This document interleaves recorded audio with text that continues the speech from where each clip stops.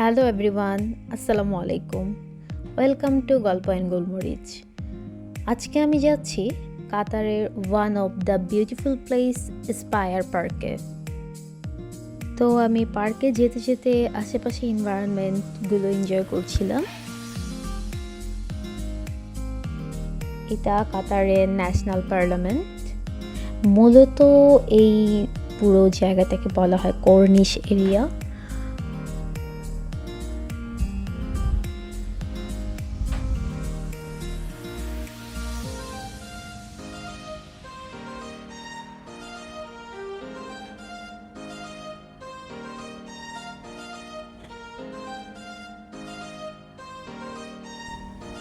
এই তো দূর থেকে ভিলাজিও মল দেখা যাচ্ছে।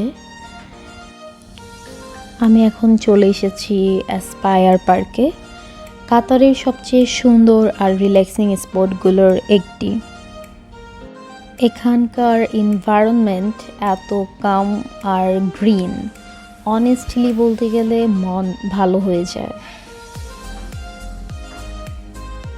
এখানে কিডসদের জন্য কিডস জোন আছে, আবার এখানে অনেকে জগিংয়ের জন্য আসে, কেউ পিকনিক করে বা অনেকে ফ্যামিলি নিয়ে রিল্যাক্স করতেও আসে। অ্যাসপায়ার পার্কের অন্যতম রিফ্রেশিং জোন হচ্ছে এই লেকটি। লেকের পাশে বসে বাতাস খাওয়া আর আশেপাশের টোটাল ভিউ একদম পারফেক্ট উইকেন্ড ভাইব দেয়।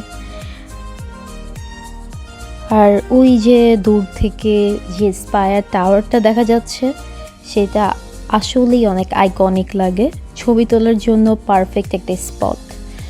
তো আমি লেকের কাছাকাছি অনেক টাইম ঘোরাঘুরি করছিলাম, কারণ এখানে এনভায়রনমেন্টটা আসলেই অনেক বেশি ভালো লাগছিল। তারপর আমরা পার্কের অন্য একটি সাইডে যাচ্ছি। মোটামুটি বলা যায় পার্কটা ফুললি এক্সপ্লোর করতে চাচ্ছিলাম। পার্কটা যেহেতু অনেক বড় ছিল আর সন্ধ্যাও হয়ে গিয়েছিল, তাই আমরা পার্কে খুব বেশি টাইমও ছিলাম না। একদম অল্প টাইমের মধ্যেই আমরা পুরো পার্কটা ঘুরে দেখার চেষ্টা করেছি।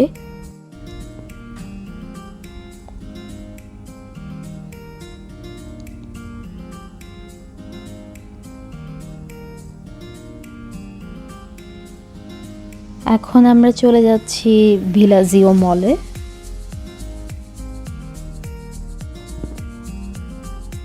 এটা কাতারের সবথেকে গর্জিয়াস মল বললেই চলে।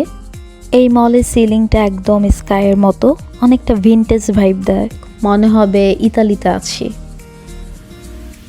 মজার বিষয় হচ্ছে এই মলের ভিতরে থাকলে বোঝাই যায় না বাহিরে কি রাত নাকি দিন। মলের ভিতরেও রাতের বেলা দিনের মতোই মনে হয়। তো এখানে one of the eye catching বলা যায় বা ওয়ান অফ দ্য অ্যাট্রাক্টেড বলা যায় যে জিনিসটা হচ্ছে, সেটা হচ্ছে এই গন্ডোলা রাইড। এই গন্ডোলা রাইডের জন্য মেইনলি ভিলাজিও মলটা আরও বেশি পপুলার। অনেক টাইম সিরিয়ালে দাঁড়িয়ে থাকার পর এই তো গন্ডোলা রাইডের জন্য টিকিট কাটতে পেরেছি। এখন ওয়েট করছি আমাদের টাইম আসার জন্য। এই তো আমরা রাইডে উঠে পড়েছি। গন্ডোলা রাইডের একটা মজার বিষয় হচ্ছে এই রাইডে ফুল মার্কেটটা এক্সপ্লোর করা হয়ে যায়। মার্কেটের এক প্রান্ত থেকে অন্য প্রান্ত পর্যন্ত ফুল রাইড করা হয়ে যায় এবং মার্কেটটা হচ্ছে একদম ভালোভাবে দেখা যায়, উপভোগ করা যায়। তো আমার কাছে বেশ ভালো লেগেছে এই রাইডটি।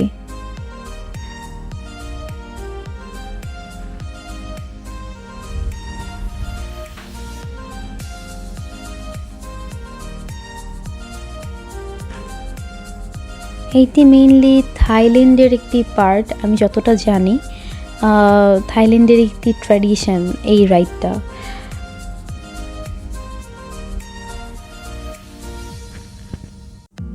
গন্ডোলা রাইড শেষে স্ন্যাক্স অ্যান্ড কফি নিয়ে একটু টাইম কাটালাম, দেন ক্যাজুয়ালি ঘুরলাম স্টোরসগুলোতে।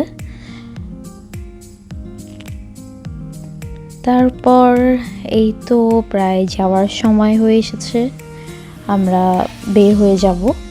ভিলাজিও মলের যে আর্কিটেকচার অ্যান্ড গন্ডোলা রাইড, সব কিছুর জন্য ভিলাজিও মলকে পিওর লাক্সারি মল বলা হয়। Actually, if you love a mix of nature and luxury, Aspire Park and Villaggio Mall will totally steal your heart. যাই হোক, আমি আজকের মতো বিদায় নিচ্ছি। সবাইকে আল্লাহ হাফেজ।